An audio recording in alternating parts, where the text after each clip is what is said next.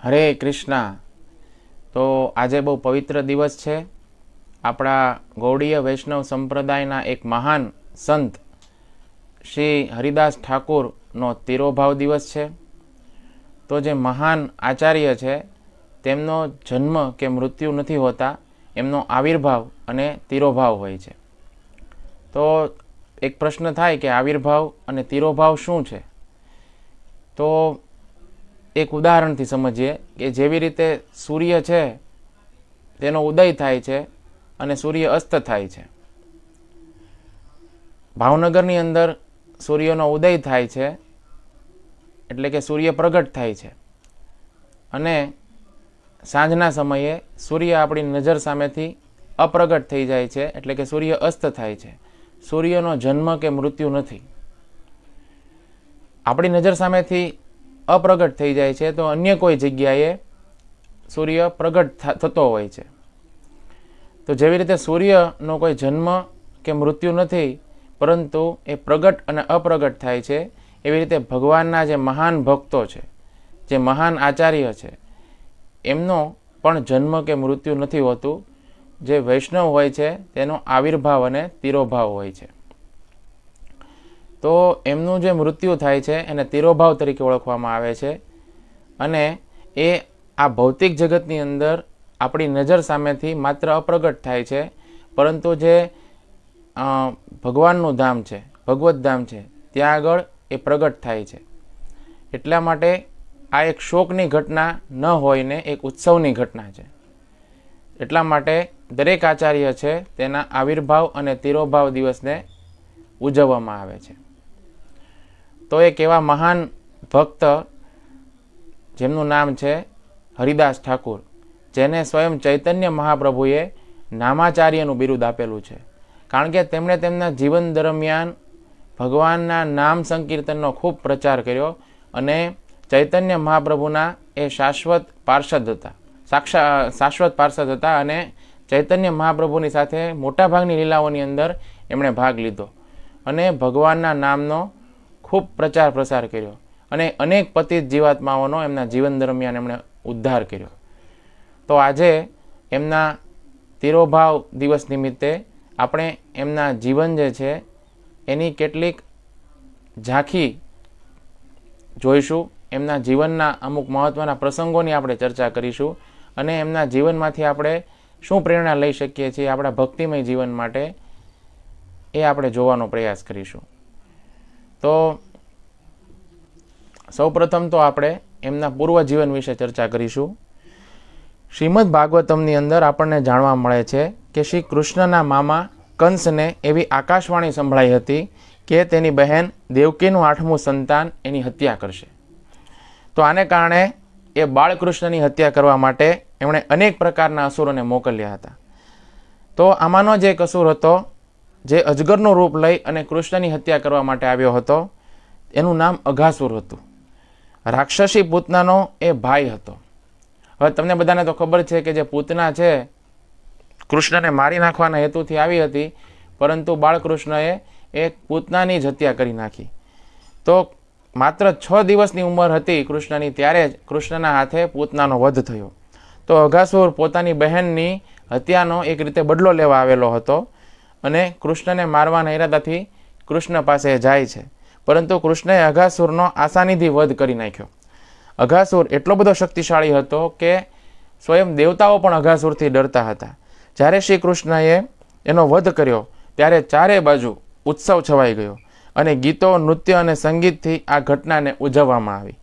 આનો અવાજ એટલો બધો પ્રબળ હતો કે મૃત્યુલોકના જે ઉચ્ચતમ સ્થાન છે, એટલે કે બ્રહ્માજીનો લોક છે, જેનું નામ છે સત્યલોક, ત્યાં સુધી તેનો અવાજ પહોંચ્યો।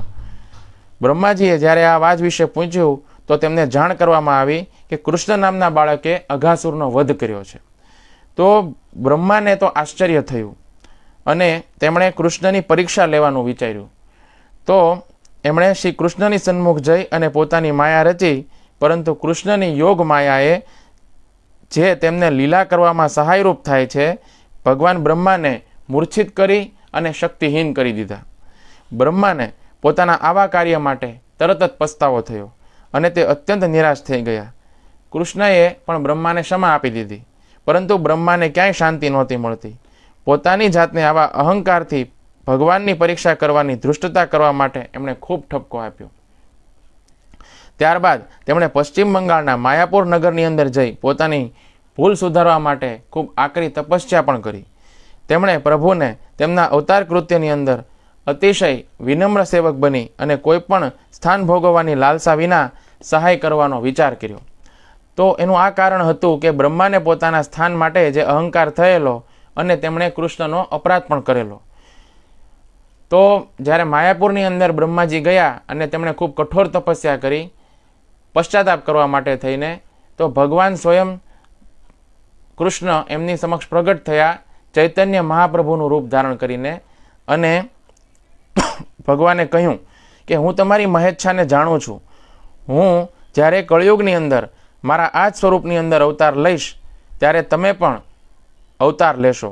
તમે પણ એક એવા કુટુંબની અંદર જન્મ લેશો જેની પાસે જીવન નિર્વાહ કરવા માટે બહુ જૂજત સાધનો હશે અને જે સામાજિક રીતે ખૂબ પછાત હશે, પરંતુ તમે મારા નામનો જપ કરવાની અંદર અત્યંત આસક્ત હશો અને સમગ્ર જગતને આ નામ જપની અંદર ડૂબાડી દેવાના મારા આ અવતાર કૃત્યની અંદર તમે ખૂબ સહાયભૂત થશો.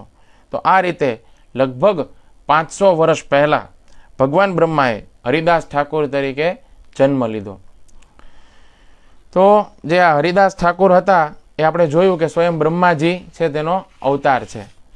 હવે હરિદાસ ઠાકુરનો જન્મ બુઢન નામના એક ગામની અંદર થયેલો, જે અત્યારે વર્તમાનની અંદર જે બાંગ્લાદેશ છે તેની અંદર આ ગામ આવેલું છે. તો હરિદાસ ઠાકુરનો જન્મ આ ગામમાં એક મુસ્લિમ કુટુંબની અંદર થયો હતો. એમના પિતાજી એક કાજી હતા અને મુસ્લિમ શાસનની અંદર આ બહુ સન્માનજનક હોદ્દો ગણાતો હતો. પરંતુ હરિદાસને બાળપણથી જ કૃષ્ણના પવિત્ર નામ જપ કરવાનું, એક ભગવાનના નામ પ્રત્યે એમને ખૂબ ગાઢ આસક્તિ હતી. નામ જપ કરવાની એક એમને આદત હતી અને આને કારણે મુસ્લિમો અને રૂઢિચુસ્ત હિન્દુઓને તે બહુ ક્રોધિત કરતા હતા. હરિદાસ ઠાકુર તેમના પ્રત્યે થતું દરેક વર્તન સહન કરી લેતા હતા. તે અત્યંત વિનમ્ર અને કરુણાસભર પણ હતા. લોકોને તેમની તરફ માત્ર એટલા માટે અણગમો હતો કે તે દરેકની અંદર પ્રભુ પ્રત્યે ચેતનાને પ્રગટાવવા માગતા હતા. જેમ જેમ હરિદાસ ઠાકુરની ખ્યાતિ ચારે તરફ વધવા લાગી તેમ તેમ એમના તરફ ઈર્ષા કરનારા લોકોની સંખ્યા પણ વધવા લાગી. હરિદાસ ઠાકુર ઠેર ઠેર જઈને એ વાતનો પ્રચાર કરતા કે જીવનની દરેક મુસીબતોને પાર કરવાનો એકમાત્ર ઉપાય ભગવાન શ્રી કૃષ્ણનું નામ સ્મરણ છે. તો જ્યારે એમનો પ્રચાર ખૂબ વધ્યો ત્યારે એમના વિરોધીઓની સંખ્યા પણ વધી. તો એ સમયમાં હરિદાસ ઠાકુર પોતાના બુઢન ગામના ઘરને ત્યાગ કરી અને કેટલાક દિવસ બેનાપોલના જંગલોની અંદર વાસ કરવા માટે ચાલ્યા ગયા. તો એ સમયે હરિદાસ ઠાકુરજીએ કિશોર અવસ્થાને પાર કરી અને યૌવન અવસ્થાની અંદર પ્રવેશ કર્યો હતો. તો અનુમાન લગાવી શકાય કે એ સમયે હજુ મહાપ્રભુ આવિર્ભૂત થયા નહોતા. તો બેનાપોલના જંગલોની અંદર હરિદાસ ઠાકુર નિર્જન સ્થાનની અંદર એક નાનકડા ઝૂંપડાની અંદર રહેતા હતા અને પ્રતિદિન તુલસીની સેવા અને 3 લાખ નામ જપ કરતા હતા અને બ્રાહ્મણોના ઘરે જઈ અને ભોજન ગ્રહણ કરતા હતા. તો એમના આ એકાંતિક ભજન નિષ્ઠા અને વૈષ્ણવતાને જોઈને બધા એમનું સન્માન કરવા લાગ્યા. તો એ સમયે અંચલમાં રામચંદ્ર ખાન નામનો એક વૈષ્ણવ દ્વેષી અને પાખંડી વિચારવાળો એક જમીનદાર રહેતો હતો. તો હરિદાસ ઠાકુરજીની પ્રતિષ્ઠાને જોઈને એને ઈર્ષા થવા લાગી, એને જલન થવા લાગી અને એ હરિદાસજીને બદનામ કરવા માટે વિભિન્ન પ્રકારના ઉપાય શોધવા લાગ્યા. એમને એવો વિચાર કર્યો કે આ હરિદાસ ઠાકોરની એટલી બધી ખ્યાતિ છે તો એમને બદનામ કઈ રીતે કરવું, એવા તો કયા ઉપાય કરું કે જેથી કરીને એમની બદનામી થાય. તો હરિદાસજીની અંદર કોઈ પ્રકારનો એમણે દોષ જ ન દેખાણો. તો અંતમાં એમણે પોતાના ઘરે વેશ્યાઓને બોલાવી અને એક યોજના બનાવી. એમણે એવી યોજના બનાવી કે કોઈ સુંદર વેશ્યા છે તેમને તેમની ભજન કુટીરની અંદર મોકલીને એમની બદનામી કરવી. આવી એમણે એક દુષ્ટ યોજના બનાવી. તો વેશ્યાઓની અંદર પણ પરમ સુંદરી યુવતી જે લક્ષહીરા નામથી પ્રસિદ્ધ હતી એ હરિદાસ ઠાકુરને પતિત કરવા માટે નિયુક્ત કરવામાં આવી. વેશ્યાએ 3 જ દિવસની અંદર હરિદાસ ઠાકુરને પતન કરવાનો વિશ્વાસ દેવડાવ્યો. વેશ્યાનું આવું કહેવાથી રામચંદ્ર ખાને કેટલાક પેદલ સિપાઈ પણ એની સાથે મોકલવાનો પ્રસ્તાવ રાખ્યો, જેથી કરીને બંને લોકોને રંગે હાથ આ સિપાઈઓ પકડી શકે. કેટલાક જે સાથે સૈનિકોને પણ મોકલવાનો નિશ્ચય કર્યો કે જ્યારે આ લક્ષહીરા વેશ્યા છે તે જાય હરિદાસ ઠાકુરની પાસે અને બંને જણા એક સાથે હોય ત્યારે આ બધા સૈનિકો આ બંનેને રંગે હાથ પકડી લે અને પછી ગામના લોકોની સામે એમની બદનામી થાય.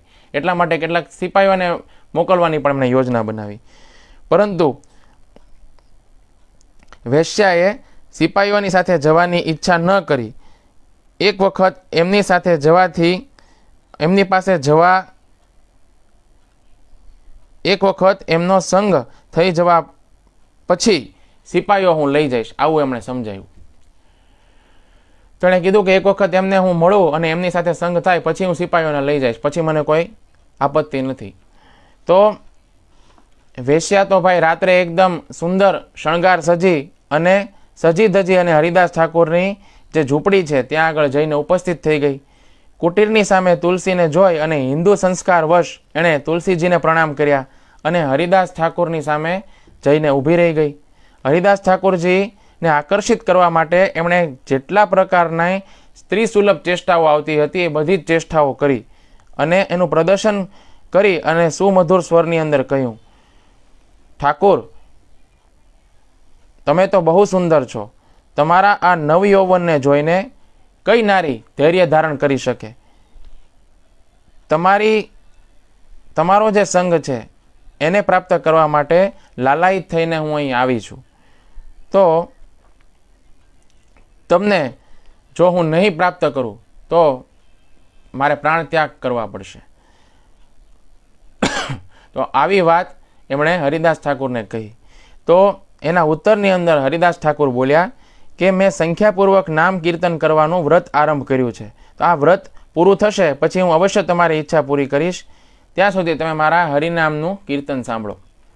તો આખી રાત હરિદાસ ઠાકુર જોર જોરથી બોલી અને હરિનામ કરી રહ્યા હતા. તો એ સમયે હરિદાસ ઠાકુર છે તે રોજના 3 લાખ નામ જપ કરતા હતા અને 3 લાખ નામ જપ કરવાનું એમનો નિયમ હતો. તો એ હરિનામ પણ જે કરતા એ ખૂબ ઊંચા સ્વરથી કરતા, ખૂબ જોરથી કરતા. એટલે આખી રાત એમણે પોતાનું નામ જપ શરૂ રાખ્યું ખૂબ ઉચ્ચ સ્વરે. અને હરિનામ કીર્તન કરતાં કરતાં પ્રાતઃકાળ થઈ ગયો અને વેશ્યા ચંચળ થવા લાગી. અને એને લાગ્યું કે સવારે તો બધા લોકો આવવા માંડશે અને હરિદાસ ઠાકુરની મુલાકાત કરશે, તો એવા સમયે મારું અહીંયા રહેવું ઠીક નથી. એટલા માટે એણે નિશ્ચય કર્યો કે હું હવે પછીના દિવસે આવીશ. તો પછી એણે નક્કી કર્યું કે હવે મારે અહીંથી ચાલ્યા જવું જોઈએ અને પછી આવતીકાલે ફરીથી રાત્રે હું અહીં આવીશ. આવું વિચારી અને વેશ્યા ચૂપચાપ ત્યાંથી પાછી ચાલી ગઈ. અને પછી આખી રાતનો જે કાંઈ પણ વૃત્તાંત હતો એણે રામચંદ્ર ખાન પાસે જઈને એને સંભળાવ્યો. હવે એના પછીના દિવસે રાત્રે વેશ્યા પુનઃ આવી અને હરિદાસ ઠાકુરને થોડુંક દુઃખ વ્યક્ત કરી અને કહ્યું કે કાલે એની ઈચ્છા પૂરી ન કરી શક્યા. અને હરિદાસ ઠાકુરે એને આશ્વાસન પણ આપ્યું કે હવે નામ સંકીર્તનની સંખ્યા અને વ્રત સમાપ્ત થાય પછી આજે અવશ્ય હું તારી ઈચ્છા પૂરી કરીશ. કાલે તો મારે શું થયું કે મારાથી કોઈ તારી ઈચ્છા પૂરી ન થઈ, પણ આજે જરૂર હું તારી ઈચ્છા પૂર્ણ કરીશ. પણ મારા નામ જપ છે એ અધૂરા હશે તો નહીં, મારા નામ જપની સંખ્યા પૂર્ણ થઈ જશે પછી અવશ્ય હું તારી ઈચ્છા પૂર્ણ કરીશ. તો એ રાત્રે પણ વેશ્યાએ તુલસીજીને પ્રણામ કર્યા અને મુનિઓનું પણ ધૈર્ય તોડી દે એવા સ્ત્રી ભાવોને એણે પ્રગટ કર્યા. પરંતુ હરિદાસ ઠાકુર નિર્વિકાર ભાવથી પોતાનું હરિનામ કરતા રહ્યા. હરિદાસ ઠાકુરજીના મુખથી ઉચ્ચારિત નામ સંકીર્તન સાંભળતા સાંભળતા આખી રાત્રિ સમાપ્ત થઈ ગઈ. રાત્રિને સમાપ્ત થયેલી જોઈને વેશ્યા ફરીથી ત્યાંથી નીકળવા લાગી અને હરિદાસ ઠાકુરજી બોલ્યા, મેં 1 મહિનાની અંદર 1 કરોડ હરિનામ કરવાનું વ્રત ધારણ કરેલું છે. બસ થોડા ઘણા જ નામ બાકી રહ્યા છે. મારું વ્રત પૂરું થઈ જશે પછી સ્વચ્છંદતાપૂર્વક હું તારો સંગ કરી શકીશ. ત્રીજા દિવસે પણ રાત્રે આવી અને વેશ્યાએ તુલસીજીને પ્રણામ કર્યા અને હરિદાસ ઠાકુરજીની પાસે બેઠી અને હરિનામ સાંભળવા લાગી. તો લાંબા સમય અર્થાત લગાતાર 3 રાતથી હરિનામ સાંભળતા સાંભળતા વેશ્યાના મનની અંદર રહેલું જે મેલુંપણ હતું તે દૂર થઈ ગયું અને એને પોતાના જે કર્મો છે તેના પ્રત્યે પશ્ચાતાપ થયો અને અત્યંત વિનમ્રતાથી હરિદાસ ઠાકોરજીના ચરણોની અંદર પડી અને એમણે એમની ક્ષમા યાચના કરી અને પછી રામચંદ્ર ખાનની જે બુરી નિયત હતી એના વિશે જાણ કરી અને એમની જે યોજના હતી, ખરાબ યોજના હતી, એના વિશે પણ જાણ કરી. તો હરિદાસ ઠાકોરજી બોલ્યા કે રામચંદ્ર ખાન છે તેના ઉદ્દેશ્યની વાત તો હું પહેલેથી જાણું છું, પરંતુ હું પહેલા દિવસે તમે જ્યારે આવ્યા હતા ત્યારે એ જ દિવસથી હું આ મારી ભજન કુટીર છોડી અને ચાલ્યો જવા માગતો હતો, પરંતુ જો હું ચાલ્યો જાતો તમારો ઉદ્ધાર કઈ રીતે થાત, એટલા માટે તમારા ઉદ્ધાર માટે થઈને હું અહીં રોકાયો હતો અને મેં 3 દિવસ સુધી પ્રતીક્ષા કરી. તો આ સાંભળી અને વેશ્યાનું હૃદય પરિવર્તન થઈ ગયું અને એમણે વેશ્યાને કહ્યું કે તમારું જે કાંઈ પણ ધન છે તે બ્રાહ્મણોને દાન આપી દો અને આ જ ઝૂંપડીની અંદર આવીને નિરંતર હરિનામ જપ કરો અને તુલસીની સેવા કરો. આવો ઉપદેશ એમણે તેને આપ્યો. તો ગુરુદેવની આજ્ઞાને શિરોધાન્ય કરી અને ઘરનું બધું જ ધન બ્રાહ્મણોને આપી દીધું, દાન આપી દીધું અને મસ્તક ઉપર મુંડન કરી અને એક વસ્ત્ર પહેરી અને એ ઝૂંપડીની અંદર આવી ગયા. હરિદાસ ઠાકોરજી એમને નિરંતર હરિનામ કરવા માટે અને તુલસીજીની સેવા કરવા માટેનો ઉપદેશ આપ્યો અને એ સમયે એ ભજન કુટીરને છોડીને ત્યાંથી ચાલ્યા ગયા. આ લક્ષહીરા નામની વેશ્યા હરિદાસ ઠાકોરજી દ્વારા જે ઉપદિષ્ટ મંત્ર છે તેનું પ્રતિદિન 3 લાખ વખત નામ જપ કરવા લાગી અને નિરંતર નામ કરવાથી અને તુલસી સેવાના ફળથી વેશ્યા છે તેને વિષય ભોગોના પ્રત્યે વૈરાગ્ય થઈ ગયો અને એની બધી જ ઇન્દ્રિયો દમિત થઈ ગઈ અને એની અંદર શુદ્ધ પ્રેમ છે તે પ્રકાશિત થઈ ગયો. હરિદાસ ઠાકોરજીની કૃપાથી જલ્દી એ વેશ્યા પરમ વૈષ્ણવી બની ગઈ, અર્થાત એ વેશ્યા એક પ્રસિદ્ધ વૈષ્ણવી બની ગઈ, ત્યાં સુધી કે તીવ્ર સાધના કરવાને કારણે મોટા મોટા વૈષ્ણવ પણ એમના દર્શન કરવા માટે આવવા લાગ્યા. તો આવી રીતે હરિદાસ ઠાકોર પાસેથી એણે દીક્ષા ગ્રહણ કરી અને પોતાના જીવનને સાર્થક કર્યું અને પોતાનો અને બીજા અન્યોનો એણે ઉદ્ધાર કર્યો.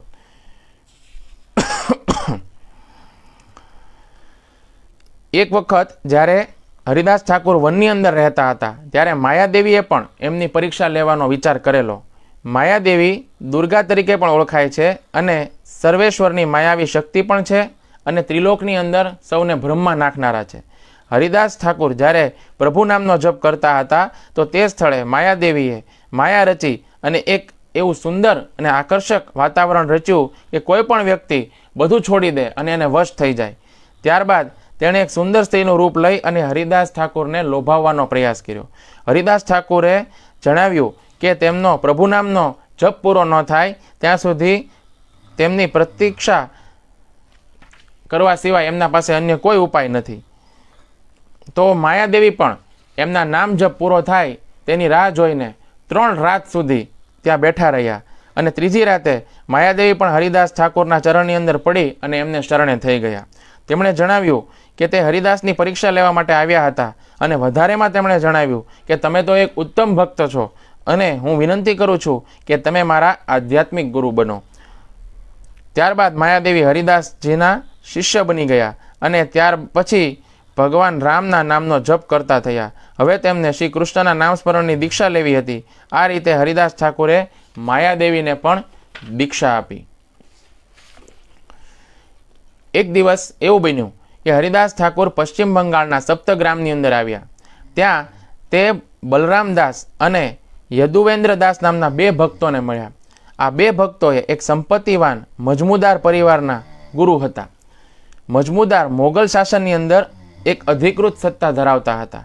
જ્યારે તેમને જાણ થઈ કે એક ખ્યાતનામ ભક્ત હરિદાસ તેમના ગામની અંદર આવ્યા છે ત્યારે તેમણે એક સત્સંગનું આયોજન કર્યું. હરિદાસ ઠાકોર હંમેશાની માફક શ્રી કૃષ્ણના નામના જપનું મહત્ત્વ સમજાવતા હતા અને તેમણે સમજાવ્યું કે ભક્તિ દ્વારા મુક્તિ તો જરૂર મળે છે.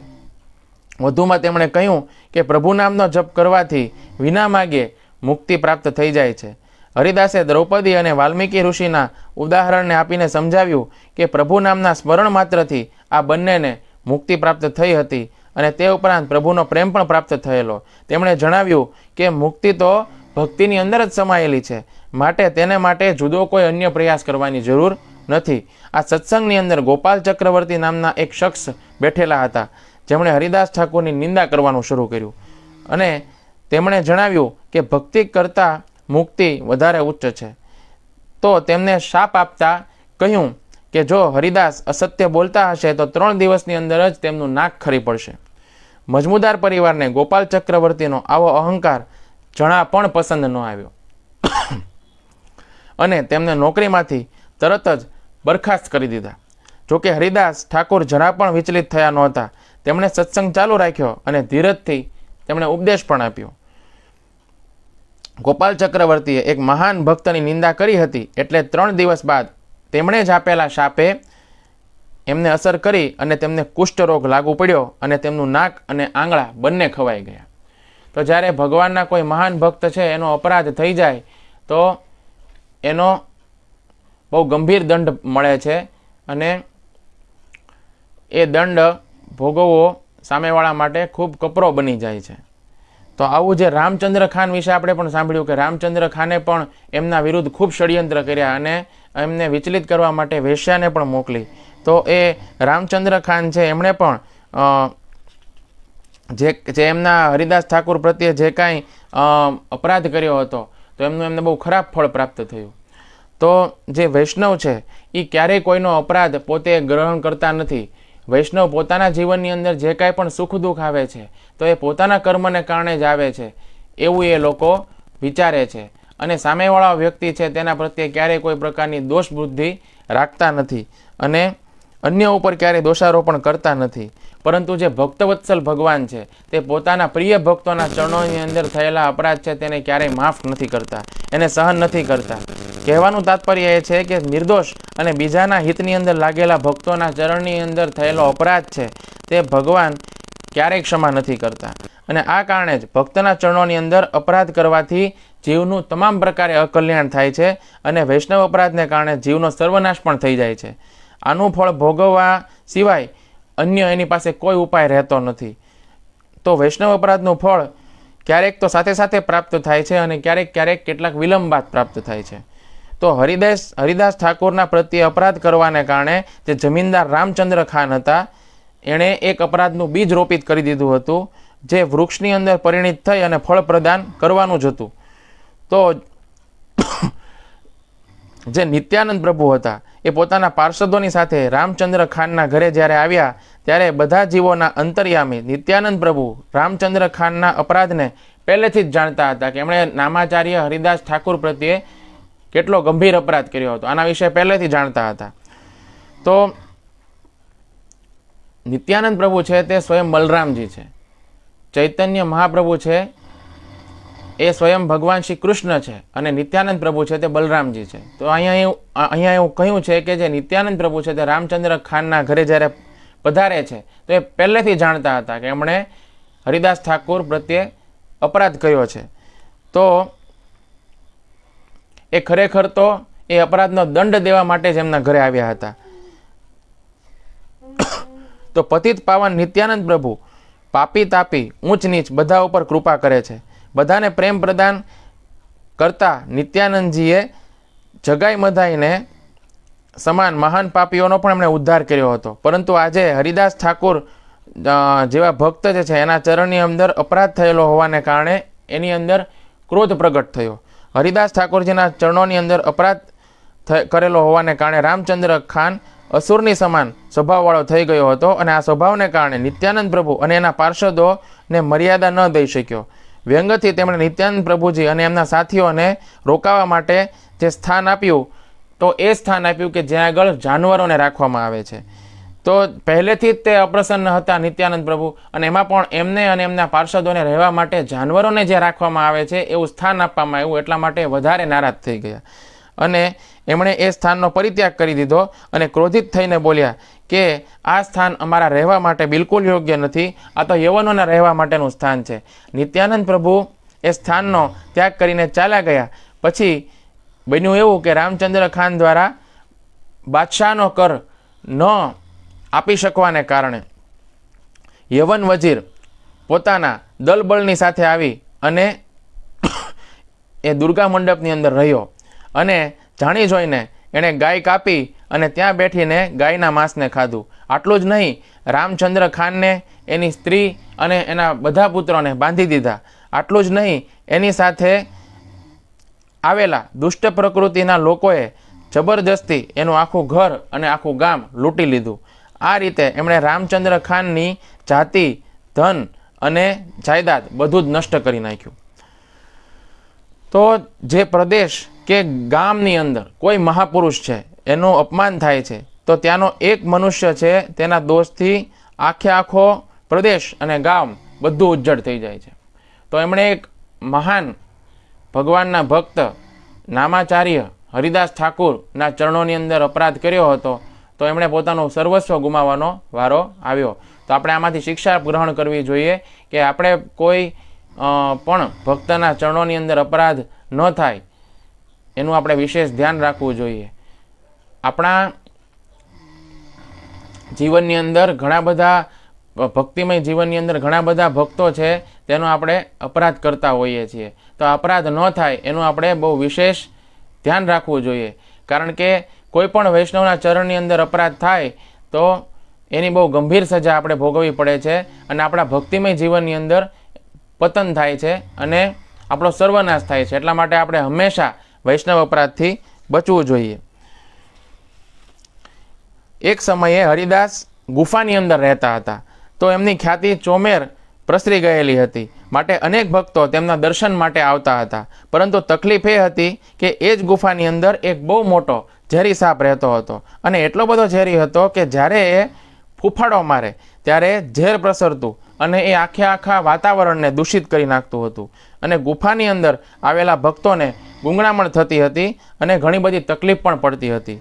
એક દિવસ એક ભક્તે હરિદાસને જણાવ્યું કે તેમને આ ગુફાની અંદર આવી અને હરિદાસના દર્શન કરવાની અંદર આનંદ આવતો હતો, પરંતુ તે સાથે જ સતત ભય રહેતો હતો કે સર્પ તેમને દંશ ન દઈ દે. તો હરિદાસે કહ્યું કે જો તમને અહીં આવવાથી તકલીફ થતી હોય તો આપણે જરૂર તેનો ઉપાય કરશું. હવે ત્યાં આગળ એમને મળવા માટે જે લોકો આવતા હતા તો એ બધાને સર્પને કારણે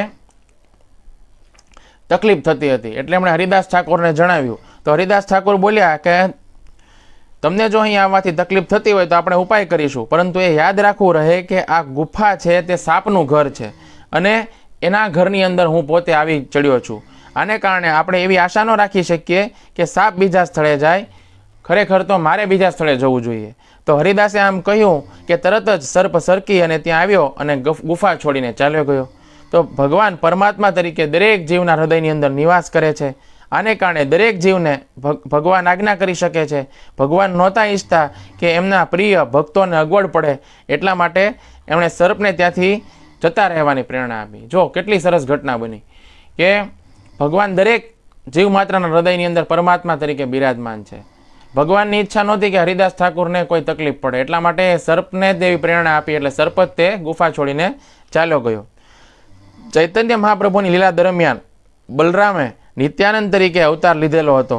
એક દિવસ મહાપ્રભુએ નિત્યાનંદ પ્રભુ અને હરિદાસ ઠાકુરને બોલાવી અને પોતાના સંદેશાનો પ્રચાર કરવાની આજ્ઞા આપી અને દરરોજ સાંજે બંનેએ મહાપ્રભુને દિવસ દરમિયાન થયેલ કાર્ય વિશે જણાવતા. તે જાણીને મહાપ્રભુ એકદમ પ્રસન્ન થતા, પરંતુ અમુક વખતે તે બંનેને ઈર્ષાળુ લોકોનો સામનો કરવો પડતો અને તેમનો જીવ પણ જોખમમાં આવી જતો. પરંતુ મહાપ્રભુ આવી વાતો જાણીને વધારે પ્રસન્ન થતા કે કઈ રીતે તેમના ભક્તો જોખમ લઈને પણ એમની કરુણાનો પ્રચાર કરી રહ્યા હતા.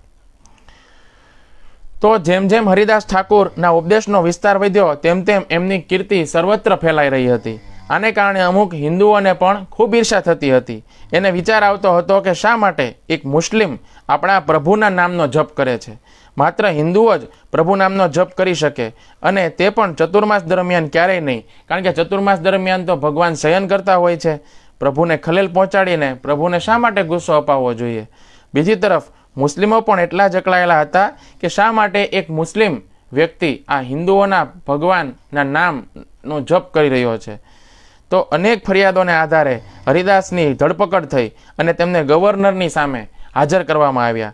યુવાન, નિર્દોષ, શુદ્ધ અને તેજસ્વી હરિદાસને જોઈને ગવર્નર પણ ખૂબ પ્રભાવિત થયા.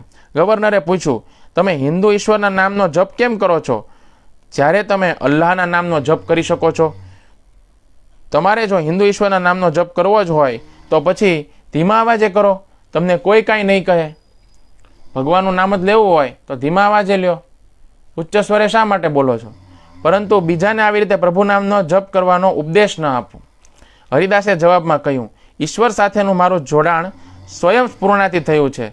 જ્યાં સુધી ઈશ્વરનો સવાલ છે તો લોકો તેમને અલ્લાહ તરીકે પણ જાણે છે. જે રીતે સૂર્યદેવના જુદા જુદા દેશની અંદર જુદા જુદા નામ છે, એ જ રીતે ઈશ્વરના પણ જુદા જુદા દેશની અંદર જુદા જુદા નામ છે.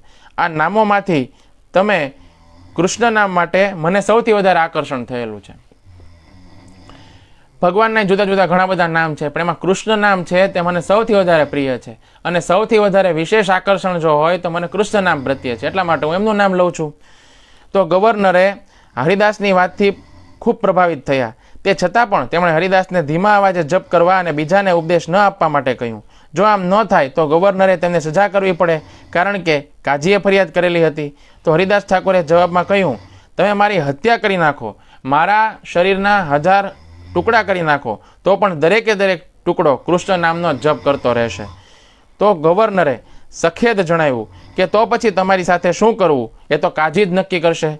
તો કાજીએ નક્કી કર્યું કે બીજાઓને ઉપદેશ આપવાની હિંમત ન થાય, એટલા માટે હરિદાસને ત્યાં સુધી મારવામાં આવે કે જ્યાં સુધી તે મૃત્યુ ન પામે. ઉપરાંત નક્કી થયું કે હરિદાસને આ સજા જાહેરની અંદર 22 બજારની અંદર આપવામાં આવે. તો જે હરિદાસ ઠાકુર છે તેને આ માટે એક ગંભીર સજા આપવાનું નક્કી કરવામાં આવ્યું. તો નવાબના જે ગવર્નર છે તેના આદેશથી પોલીસ આવી અને હરિદાસ ઠાકુરને ગિરફ્તાર કરી અને કારાગૃહની અંદર એમને બંધ કરી દીધા. તો કારાગૃહની અંદર કેદી પણ પરમ ભક્ત હરિદાસ ઠાકુરની મહિમા છે તેને પહેલેથી જાણી ચૂક્યા હતા. એમણે મન અને મનની અંદર જ તે વિચાર કર્યો કે હરિદાસ ઠાકોરજીની સમાન મહાપુરુષના દર્શન અને આશીર્વાદ છે તે પ્રાપ્ત કરવા માટે અમને બધાને એક સારો અવસર પ્રાપ્ત થયો છે. તો આપણે બધા એમના દર્શન કરીશું અને એમની કૃપા પ્રાપ્ત કરીશું તો આપણને આ કારાગૃહમાંથી મુક્તિ પ્રાપ્ત થઈ જશે. તો હરિદાસ ઠાકોર જે છે એમણે એમની જે અપેક્ષા હતી એના કરતાં વિરુદ્ધ ઉપદેશ આપ્યો. એમણે એમ કહ્યું કે તમે બધા આ અવસ્થાની અંદર જ રહો.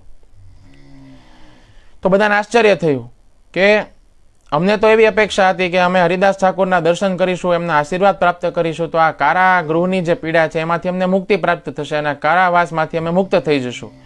પરંતુ હરિદાસ ઠાકોરે એમને આ સ્થિતિની અંદર રહેવાનો ઉપદેશ આપ્યો. તો જ્યારે એમણે પૂછ્યું કે તમે આવું શા માટે કહો છો, તો હરિદાસ ઠાકોરે કહ્યું, પોતે જે આશીર્વાદ આપ્યા હતા એ આશીર્વાદને સમજાવતા કહ્યું કે તમે લોકો હંમેશા જ કેદી રહો. આવું આશીર્વાદ મેં તમને નથી આપ્યું. હું તો મજાકમાં તમને કહી રહ્યો હતો કે તમે અહીંયા રહો. મારો ભાવ તો એ હતો કે આ કારાગૃહ છે તેની બહાર વિષયોનું ચક્કર છે, પરંતુ આ કારાગૃહની અંદર વિષયોનું ચક્કર નથી. સાંસારિક વિષયોથી તમે બધા ઓલરેડી દૂર છો. તો અહીં તમે મારી સાથે હરિનામ જપ બહુ સારી રીતે કરી શકો છો. બસ નિરંતર આવી રીતે હરિનામ જપ કરતા રહો. તો જે બંદીઓ છે તે કારાગૃહની અંદર છે તેને કોઈ પ્રકારનું સાંસારિક ઝંઝટ છે તે છે નહીં. સાંસારિક ઝંઝટથી તમે બધા ઓલરેડી દૂર છો, એટલા માટે તમે બધા નિશ્ચિંતતાપૂર્વક હરિનામ જપ કરી શકો છો. એટલા માટે મેં તમને અહીં રહેવાનો જ ઉપદેશ આપ્યો.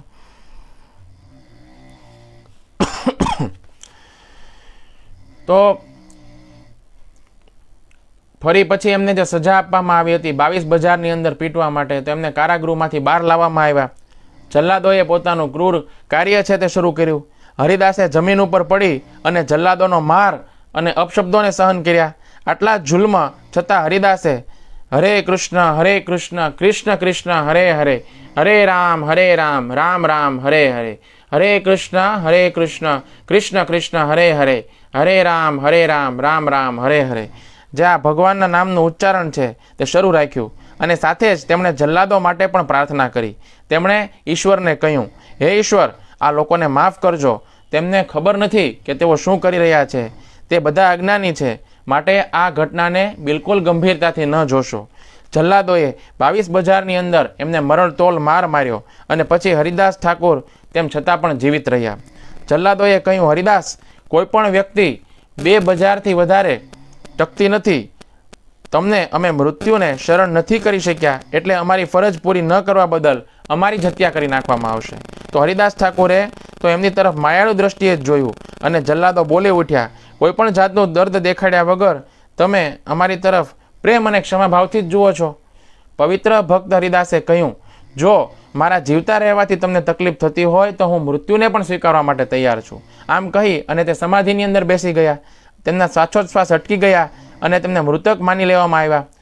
હિન્દુઓ તો તેમનો અગ્નિ સંસ્કાર કરવા નહોતા માગતા, કારણ કે તે માનતા હતા કે હરિદાસ ઠાકોર મુસ્લિમ હોવાને કારણે ભ્રષ્ટ હતા. મુસ્લિમો તેમને દફનાવવા નહોતા માગતા, કારણ કે તે તો તેમના ધર્મનો વિદ્રોહ કરનારને આવું સન્માન પણ નહોતા આપવા માગતા. આને કારણે તેમનું શરીર ગંગા નદીની અંદર ફેંકી દેવામાં આવ્યું અને હરિદાસ ઠાકોરનું શરીર થોડા સમય માટે વહ્યું, પણ જ્યારે તે હોશની અંદર આવ્યા તો તરીને સામે કિનારે ચાલ્યા ગયા અને ફરી વખત તેમણે ભ્રમણ કરવાનું અને ઉપદેશ આપવાનું શરૂ કર્યું. જ્યારે તેમના જીવિત રહેવાના સમાચાર કાજી અને ત્યાંના ગવર્નર એટલે કે નવાબ પાસે પહોંચ્યા તો એ બંનેને આશ્ચર્યની અંદર બંને ગરકાવ થઈ ગયા. બંને આવી અને હરિદાસ ઠાકોરના ચરણકમળ પકડી લીધા અને પોતાના અપરાધ માટે તેમણે ક્ષમા માગી. ત્યારબાદ હરિદાસ ઠાકોરને કોઈએ અટકાવ્યા નહીં. ત્યારબાદ ચૈતન્ય મહાપ્રભુએ સ્વયં એમને જણાવ્યું કે જ્યારે જલ્લાદો હરિદાસને મારતા હતા ને ત્યારે તેમને બહુ ક્રોધ આવેલો અને તે પોતાનું સુદર્શન ચક્ર ફેંકી અને જલ્લાદોનો વધ કરવા માગતા હતા. પરંતુ જ્યારે હરિદાસે પ્રાર્થના કરી કે જલ્લાદોને ક્ષમા કરી દેવામાં આવે ત્યારે તેમના હાથમાંથી સુદર્શન ચક્ર છૂટ્યું જ નહીં. પછી મહાપ્રભુએ પોતાના શરીરથી હરિદાસનું શરીર ઢાંકી દીધું અને જલ્લાદોના બધા જ પ્રહારોને પોતે સ્વયં ઝીલ્યા. આટલું કહી અને તેમણે પોતે પહેરેલું ઉત્તરીય કાઢી અને પોતાના દેહ પર લાગેલા જખમોને બતાવ્યા. પોતાના ભક્તોની માટે, પોતાના અનુયાયીઓની માટે ભગવાનનો આવો પ્રેમ હતો. તો જો ભગવાને હરિદાસ ઠાકોરની રક્ષા કરવા માટે થઈ અને પોતાના અંગ ઉપર બધા જ પ્રહારોને ઝીલ્યા. એટલા માટે 22 બજારની અંદર સતત પીટવા છતાં પણ હરિદાસ ઠાકોરને કોઈ પ્રકારની અસર થઈ નહીં. આ રીતે ભગવાનને સ્વયં આવી અને હરિદાસ ઠાકોરની પ્રાણની રક્ષા કરી. ચૈતન્ય મહાપ્રભુએ સંન્યાસ લીધા પછી તે જગન્નાથપુરીની અંદર રહેલા. થોડા સમય પછી હરિદાસ પણ તેમની સાથે જોડાયા. દીર્ઘકાળ પછી બંને મળ્યા એટલે બંનેની આંખો અશ્રુભીની થઈ ગઈ. મહાપ્રભુએ હરિદાસને જગન્નાથપુરીની અંદર જ રહેવાનું કહ્યું અને મંદિર પાસે તેમના રહેઠાણની વ્યવસ્થા પણ કરી દીધી. દર વર્ષે રથયાત્રા દરમિયાન મહાપ્રભુ રથની આગળ નાચતા.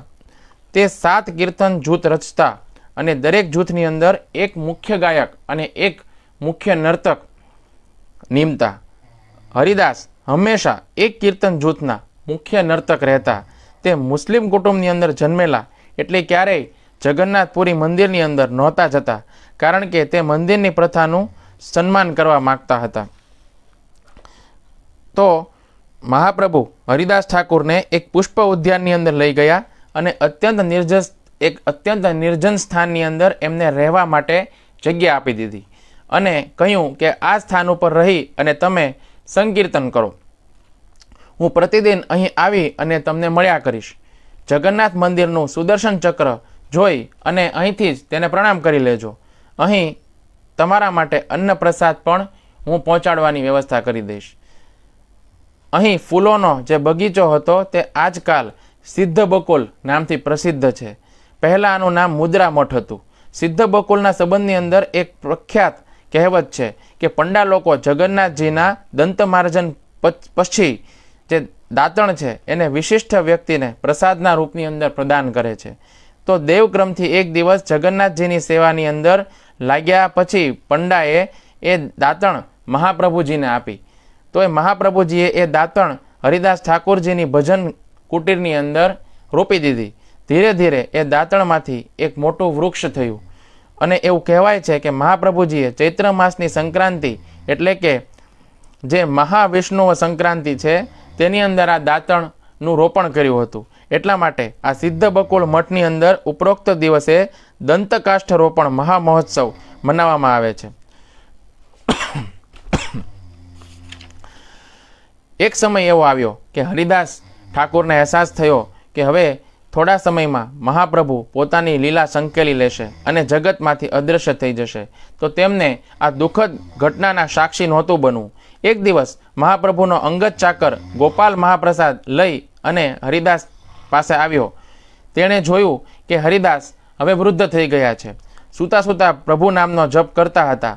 હરિદાસ ઠાકોરનો જપ પૂરો થાય નહીં ત્યાં સુધી તો એ અન્ન અને પાણી પણ ગ્રહણ નહોતા કરતા, પરંતુ મહાપ્રભુના સન્માન માટે તેમણે એક દાણો લીધો. ચૈતન્ય મહાપ્રભુને જ્યારે ગોપાલે જણાવ્યું કે હરિદાસનું સ્વાસ્થ્ય કઠળિયું હતું, તે શારીરિક રીતે બહુ દુર્બળ થઈ ગયા હતા, ત્યારે તે હરિદાસને મળવા માટે આવ્યા અને એમણે હરિદાસને કહ્યું, તમે લાંબા સમય સુધી પ્રભુ નામના જપનો મહિમા કર્યો છે, બહુ ઉત્તમ કાર્ય કર્યું છે, હવે તમે વિશ્રામ કરો, હવે તમારે જપ કરવાની કોઈ જરૂર નથી. પરંતુ હરિદાસ ઠાકોરે કહ્યું, મારા પ્રભુ, જો તમે સાચે જ મારી ઉપર પ્રસન્ન હો ને તો મારી એક ઈચ્છા છે, તેને પૂર્ણ કરો. મહાપ્રભુએ કહ્યું, તમારી જે ઈચ્છા હોય તે માગી લો, તો હું તેને પૂર્ણ કરીશ. હરિદાસે કહ્યું, હે મહાપ્રભુ, મને અહેસાસ થાય છે કે હવે થોડા જ સમયમાં તમે જીવન લીલા સંકેલી અને તમારા પરમધામની અંદર સીધાવાના છો, તો હું તમારો વિયોગ સહન કરી શકું તેમ નથી. હું તેની કલ્પના પણ કરી શકતો નથી. મારે એ દુઃખદાયક દ્રશ્યને જોવું નથી. મારી તો એ જ ઈચ્છા છે કે તમે તમારા જીવનનો અંતિમ કાળ મને ન બતાવો. તમે સીધાવો તે પહેલાં તો હું જ સીધાવી જાઉં. હું તમારા ચરણ કમળનું દર્શન અને તમારા પવિત્ર નામનો જપ કરતાં કરતાં આ દેહનો ત્યાગ કરું, તે જ મારી અંતિમ ઈચ્છા છે. આ સાંભળી અને મહાપ્રભુની આંખો તો આંસુથી છલકાઈ ગઈ અને તે બોલી ઉઠ્યા, હરિદાસ, આ વિશ્વમાં હું તમારા જેવા ભક્તોને કારણે જ પ્રસન્ન રહું છું. તમે ચાલ્યા જાઓ પછી મારું શું થાય? તમારા વિયોગની અંદર મને જે વેદના થશે તેનો શું ઉપાય છે? તો હરિદાસ ઠાકોરે જવાબમાં કહ્યું, ઓ મહાપ્રભુ, આ વિશ્વમાંથી એક નાની અમથી કીડી વિલીન થઈ જાય તો આ વિશ્વમાં શું ફેર પડે? મારું અસ્તિત્વ તો એક નાનકડી કીડી સમાન છે. તમે તો ઘણા બધા ઉચ્ચતમ કક્ષાના તમારી પાસે ભક્તો છે.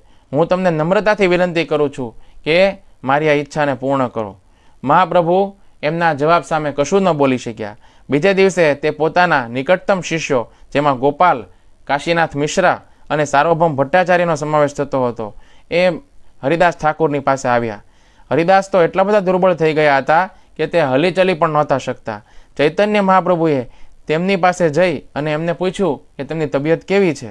હરિદાસ ઠાકોરે દુર્બળ અવાજમાં કહ્યું, પ્રભુ, તમે જે કરુણા કરો તો તે મુજબની તબિયત છે. મહાપ્રભુએ તેમના ભક્તોને કીર્તન કરવાનું કહ્યું અને પોતે પણ કીર્તન કરવા લાગ્યા, નૃત્ય કરવા લાગ્યા. તે હરિદાસ ઠાકોરની નજીક ગયા અને હરિદાસે તેમના ચરણકમળ પોતાની છાતી ઉપર રાખ્યા. હરિદાસ મહાપ્રભુના મોહક ચહેરા ઉપર એ ઝંખનાથી જોઈ રહ્યા હતા, જે ઝંખનાથી એક ચાતક સ્વાતિ બુંદની રાહ જોતું હોય છે. હરિદાસ ઠાકોર સતત શ્રી કૃષ્ણ ચૈતન્ય, શ્રી કૃષ્ણ ચૈતન્ય, શ્રી કૃષ્ણ ચૈતન્ય એનો જપ કરી રહ્યા હતા. પ્રભુના મુખારવિંદને જોતા જોતા પ્રભુના નામનો જપ કરવાનું મહાત્મય કરનાર મહાન ધર્મ પ્રચારક હરિદાસે આ જગતમાંથી વિદાય લીધી. ચૈતન્ય મહાપ્રભુ શોક વ્યક્ત કરવા લાગ્યા. તેમણે હરિદાસના મૃતદેહને હાથમાં લઈ અને નૃત્ય કર્યું. બધા ભક્તો રુદન કરતા હતા અને મહાભારત કાળના પિતામહ ભીષ્મનું સ્મરણ કરી રહ્યા હતા. પિતામહ ભીષ્મે પણ ભગવાન શ્રી કૃષ્ણની હાજરીમાં આ જ રીતે પોતાનો દેહ ત્યાગ કર્યો હતો. તો વાચકોને નવાઈ લાગશે કે મહાપ્રભુએ હરિદાસના દેહાવસાન વખતે નૃત્ય કેમ કર્યું. બધાને એમ થશે કે ભાઈ જે મૃત્યુ થયું હરિદાસ ઠાકોરનું, તેમાં ચૈતન્ય મહાપ્રભુએ નૃત્ય કરવાની શું જરૂર પડી? પરંતુ વૈષ્ણવોની અંદર મૃત્યુને એક ઉત્સવ માનવામાં આવે છે, કારણ કે આત્મા સ્વધામની અંદર જાય છે. આને કારણે મૃત્યુને તહેવાર માનવામાં આવે છે. સ્વયં મહાપ્રભુએ પણ હરિદાસના પાર્થિવ શરીરને સમુદ્રની અંદર સ્નાન કરાવ્યું અને જાહેર કર્યું કે હવેથી સમુદ્રનું પાણી પણ પવિત્ર થઈ ગયું છે, કારણ કે હરિદાસના પવિત્ર શરીરને એણે સ્નાન કરાવ્યું છે. ત્યારબાદ મહાપ્રભુ વેપારી પાસે જઈ અને પોતાના ભક્તના સ્મરણની અંદર બ્રહ્મભોજન કરાવવા માટે તેમણે ભિક્ષા માગી. તે પોતે પીરસવા માગતા હતા, પરંતુ તેમના ભક્તોએ તેમને કહ્યું કે તે પ્રસાદ ગ્રહણ કરે, કારણ કે જ્યાં સુધી મહાપ્રભુ પ્રસાદ ગ્રહણ ન કરે ત્યાં સુધી કોઈ ભક્ત આહાર લઈ શકે તેમ નહોતા. ભક્તોના નમ્ર ભક્ત તરીકે મહાપ્રભુએ આ વિનંતીને પણ સ્વીકાર કરી. હરિદાસ ઠાકોરની સમાધિ આજે પણ જગન્નાથપુરીની અંદર છે. દર વર્ષે લાખો લોકો ત્યાં આવી અને તેમને પ્રણામ કરે છે અને પ્રભુ નામના જપનો સ્વાદ આપવા વિનંતી કરે છે, કારણ કે આ કળિયુગની અંદર પ્રભુનું નામ સ્મરણ જ ઉત્તમ આધ્યાત્મિક પ્રક્રિયા છે. હરિદાસ ઠાકોરે પોતાનું સમગ્ર જીવન ભગવાનના ધર્મ કાર્યની અંદર સમર્પિત કરી દીધું. તેમાં અનેક વખત તેમના જીવને જોખમ પણ આવ્યું, પરંતુ ભગવદ્ ગીતાની અંદર ભગવાન કૃષ્ણએ કહ્યું છે કે મારા ભક્તનો ક્યારેય નાશ થતો નથી, માટે હરિદાસનું હંમેશા રક્ષણ થતું રહ્યું અને તે વધારેમાં વધારે સક્ષમ થયા. ભગવદ્ ગીતાની અંદર સ્વયં ભગવાને કહ્યું છે કે જે કોઈ ભગવાનની આજ્ઞાને અનુસરીને ભટકેલા જીવોને ફરીથી ધર્મના માર્ગ ઉપર લાવવાનું કાર્ય કરે છે તે ભગવાનના અત્યંત પ્રિય બની જાય છે. માટે જ્યારે પણ આપણે લોકોને ઈશ્વરની ચેતના વિશે સમજૂતી આપીએ ત્યારે પ્રભુ આપણને ઉત્તમ ગુણ આપે છે.